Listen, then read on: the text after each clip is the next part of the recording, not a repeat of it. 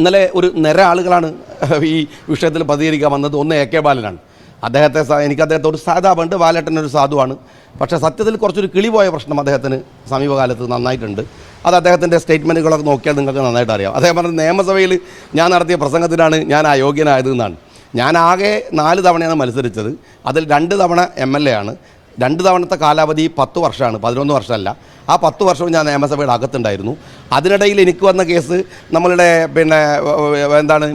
കേരളത്തിലെ ഏറ്റവും വലിയ മാനിപ്പുലേറ്റർ എന്ന് പറയാവുന്ന നികേഷ് കുമാർ തോറ്റ ദേഷ്യത്തിൽ എനിക്കെതിരെ ഉണ്ടാക്കിയ ഒരു വാറോല വെച്ചിട്ട് കോടതിയിൽ നിന്ന് വാങ്ങിയ സ്റ്റേ ആണ്.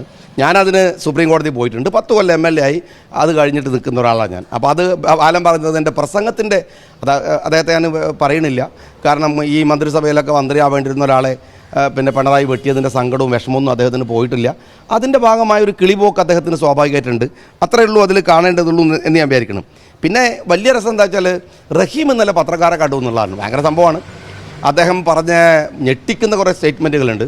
അതിൽ പറഞ്ഞിരിക്കുന്നത് എന്താ വെച്ചാൽ KM ഷാജി നാവ് വായ്ക്കകത്ത്